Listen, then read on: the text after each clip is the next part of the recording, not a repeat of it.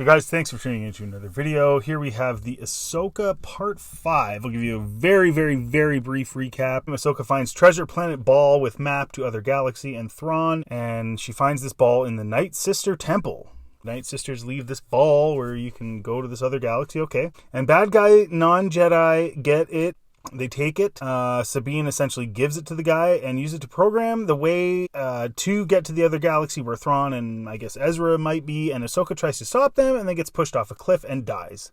Maybe. We don't know. And then baddies head towards the other galaxy after destroying the map, the treasure planet orb. And AHSOKA is in the worlds between worlds somehow. She died, but didn't die. So, opening shot of the broken map ball. So now I guess our heroes will need to follow the space whales as they use the same route, and the show already said they did. So, not much to worry about here. So, oh no, the map is gone, but we have the space whales that they already mentioned that follow this path to the other galaxy. Super tension-filled. Oh, and then they show a regular, Earth 2x4 as part of the Stonehenge map ruin. I have no idea why. There's just a 2x4 sitting there. Anyways, whatever. And then Hera checks out the area around the Stonehenge thing and says, I guess we missed the party. And I'm like, Hera, you literally almost died when they blew past you at light speed last episode. How do you not know you already missed the boat? And then Hera lets Jason, her son, wander around with the droid Chopper. And then Huang, or whatever his name is, the droid, is looking at Sabine's helmet, and they're all looking sad, wondering if AHSOKA and Sabine are still alive. AHSOKA should be dead, but alas, this is Disney Star Wars. Then we cut back to the world between worlds, and Anakin tells AHSOKA that she still has a chance to live because she remembers losing the fight to Balin. What? So falling off a cliff and dying is okay as long as you remember who beat you? And then Anakin says he's going to complete her training. I'm like, she's dead! What is this? What is this? What is going on? This is the weirdest thing I've ever seen. He literally says that she still has a chance to live because she remembers losing the fight to Balin. Man, that would have been nice for a lot of those Jedi in Order 66. Boy, they lost all those fights to different dark side dudes and whatever else. I mean, Anakin killing all those... Man, it would be pretty cool if they could still live. If they could just remember who killed them, but I guess... No, they don't get to. This is just, what are they doing? Is making stuff up. And then Anakin is AHSOKA's like, what's the lesson? And Anakin says, live or die. In other words, so she is dead, but she has to beat him to live, I guess? And so they start fighting, and I'm like, Balin threw off a cliff, but she beats Anakin in fake heaven and she gets to live? What? Oh, no one ever really dies. You can get stabbed by lightsabers. And you can do all the... Yeah, no, you're still alive. Except that one guy that Balin killed, that no-name guy. If you're the no-name guy, then no-name officer in the ship, and you get stabbed, then you get to live. And maybe if no-name guy got pushed off the cliff like AHSOKA did, he wouldn't get to live either. But alas, so too bad. That wasn't an option available for Qui-Gon. If you, Qui-Gon, defeat me in the world between worlds, you get to live. It's just...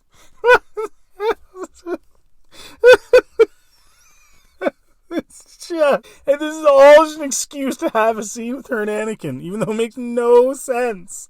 How are you people not seeing this? And you're going to see that this scene is needless. Reva and Sabine, because they're superheroes, they can take lightsaber stabs. So Qui-Gon dies. He's a Jedi. He doesn't get to go to some place where he has to fight somebody to live. He just gets to die. But Reva and Sabine live because they can take lightsaber stabs and he can't. It's just... Then we find out that it was Senator Organa that covered for Hera and her fighters to take a quick jaunt to the Red Forest planet.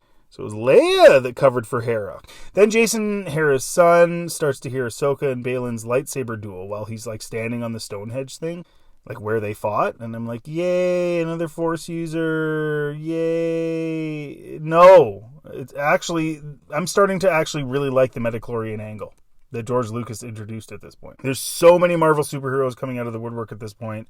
I mean, at least this kid's dad was a Force user, but man, it's just everybody. And the thing is, it would be okay if he was, if they didn't make Sabine and then just other people that have no business, like Broom Boy. Like, what? And then Hera nods like she hears it too. And I'm like, what? What is going on? And then they explain it by saying his father, Kanan, was a Jedi. So midichlorians are not. Like, there's certain people that it's like, no, you just have to focus. Sabine just has to focus, but this kid doesn't because he's midichlorian. Is that what they're going for? The midichlorians are just like, you don't have to care. You don't have to try. You just kind of do it.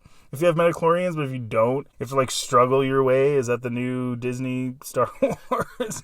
Oh my gosh. Anyways, then we come back to Anakin and Ahsoka, and she's been shown clips of the past with Anakin in the Clone Wars. I'm getting like a Christmas Story vibe where it's like, we're going to show you the past, the present, and the future. And it's just like, what is the purpose of this? And then young Ahsoka, she doesn't really look right, but whatever. I honestly, the way the characters look compared to where they looked in the shows they were in or whatever else they were in is the least of my concerns. This is so nonsensical. And then what's the point of this? So Ahsoka is still her older self, just in her young body, and I guess Anakin is going to show her why she needs to be a Jedi, but Disney Lucasfilm has called her a Jedi for a while now, so I don't really understand what this is. To me, it's just an excuse to have Anakin and Ahsoka in scenes.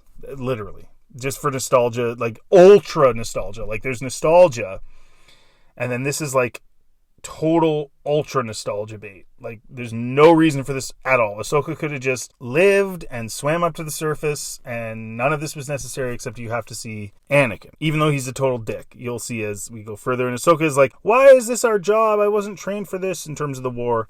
And Anakin says, Obi-Wan said that we were keepers of the peace, but now I have to train you as a soldier. Just stuff we already know about how the Jedi became leaders in the army for Palpatine instead of keepers of the peace. Yeah. Yep. That was dumb. And Ahsoka's like, what if I stop fighting Anakin? And then Anakin's like, you'll die. It's just... And then back to Hera searching for Ahsoka and Sabine, and she's like, where are they? They vanished into thin air. And I'm like, Hera, you saw the ship leave that almost killed you. Did you ever think maybe, just maybe, both or one of them would be on the ship that left, that almost killed you? Are you stupid? And of course Sabine is on that ship, and then we cut back to Anakin and Ahsoka, and he's all proud he made her a warrior, and she's like, is that it? And at this point I'm like, is this what Anakin and Ahsoka were about in the Clone Wars? He's just a war guy with no Jedi nuance. Did he have any business training anyone? I feel like dude was a nutbar the whole time. And maybe that's the point. Maybe that's the whole point of this, is just to turn Anakin into a nutbar. I don't know. You guys tell me. Anyway, Anakin and her argue a bit. He says it's all about her living and dying, and then he busts out the red saber. It's just... So he had the blue one, and now he's busting out the red one. And they fight with her as a younger Ahsoka, and he kicks her, and she ends up back in the world between worlds. What is the purpose of any of this, other than nostalgia? Why? Why are they doing this? What is the point? And then they fight in the world between worlds, and Ahsoka beats him, but chooses not to kill him. And then he's like, there's hope for you yet. And it's like super anticlimactic. Like, she kind of beats him, but doesn't really, and she's kind of like holding the lightsaber up, and it's like, bro, you know Anakin could have just like dusted her still, but whatever. And then he disappears. It's so anticlimactic. Oh, man. What was the point of that whole scene? It added like a half hour to this friggin' show. Filoni and his adding time for no reason, for nothingness. And then Ahsoka is found under the water on the Red Forest planet, and they save her. So the takeaway here is Ahsoka is right in leaving, and Anakin was a nutcase. Part of me feels like this is another thing to kind of diminish Anakin a little bit, to sort of elevate Ahsoka, right? Because we know in Filoni has said in the making of the Last Jedi that he agreed with the idea of lowering Luke, making Luke suck, in order to try and elevate Rey to the audience. Is this another one of those ones where they make Anakin kind of look even more like a nutcase to elevate Ahsoka, so that we as the audience are supposed to be like, yeah, Ahsoka, F Anakin? I don't know, but either way, it's pointless. It's just, other than that, I can't think of any other reason for this. Anyways, Anakin's a nutcase. Yeah, we all know, who cares. Thanks for wasting 30 minutes of my day. And then Ahsoka wakes up and tells Hera that Sabine might have left a memory impression in the treasure planet orb. And for me, that's so lame. Like, Jedi are becoming way too powerful. We didn't see this in the OT. We didn't see this in the prequel trilogy, where you just pick up an object and know all the memories associated with it, and know where it's been, and all. It's like getting answers from touching objects. That's like literally like crazy. That's like beyond Professor X superhero levels, where it's like, I have a challenge in life. I'm a Jedi, I'm challenged, and I need to figure out the end. Touch the thing. Okay, I know what's going on now. That's not compelling. It's lame. It's boring. She doesn't do anything. She just touches stuff. It's one thing in a video game with Jedi Fallen Order or whatever. That's one thing, right? Because it's a video game. It's a little bit different. It's not the same as a movie. You have to be the character and go through a whole bunch of crap, and some of that stuff kind of helps the story. It's not the same as a movie or a show. It's not the same. But they're making a video game. So AHSOKA gets to live even though she got her butt kicked and she fell off a cliff, and she gets to find out what happened to Sabine by touching the object, so she knows where she went with Morgan to the other galaxy to find Ezra. Yay! So challenging, so compelling. And then Mon Mothma, who is so far removed from what's actually going on and has been ruined by Disney Star Wars, tells Hera her and Ahsoka need to come and testify as to why they didn't accomplish anything on Red Force World, or Hera will lose her job. And like between Andor and this show, they sure used Mothma as the New Republic dumb idiot.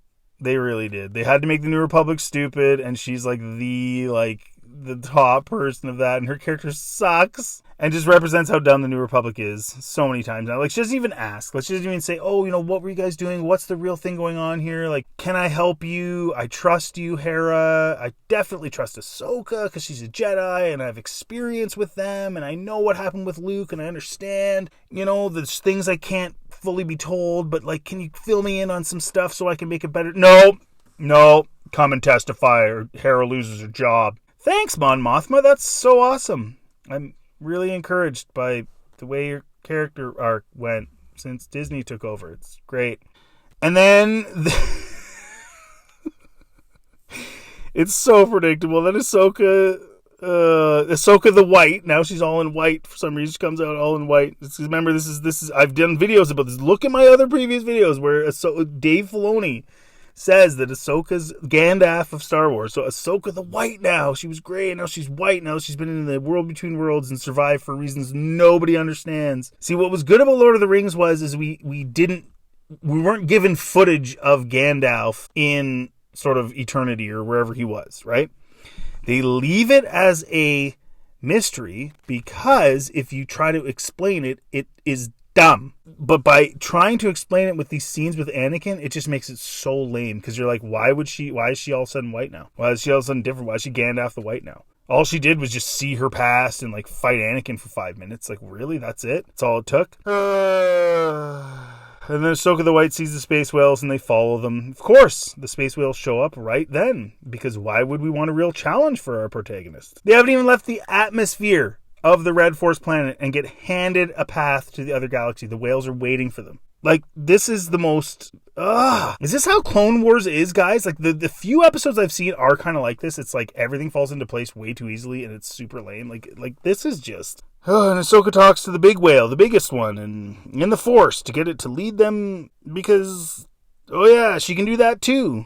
She just does stuff. There's no struggles, no issues. You just do stuff. There's no, like, learning anything. It's just, oh, I have a problem. Where's the solution? Oh, it's right in front of my face. I didn't even have to earn it. Click on the button and my problem is solved. Push the button. Anyway, they find the whale's mouth. So the whale literally slowly opens its mouth so they can fly their ship into him. And then the whales fly past the useless, incompetent New Republic fleet that literally showed up late. Not to find out what's going on, but to chastise Hera and Ahsoka. Because the New Republic has to be shitty and dumb and never giving the benefit of the doubt, even to their highest ranking people and Jedi and everything else. Because, yay! Oh, and then the whales, which we already know, could go into hyperspace on the path to the same place. As said in the previous episode, they just do that. And at the end of the episode, they kind of allude to the fact, oh, well, they might go a different route. And Ahsoka's like, well, I'm not sure they're going to go the route we want them to. It's like, come on, guys. We know they're going the route to the, like, there's 2 episodes left or whatever. Come on. Man, they patronized the audience with this crap.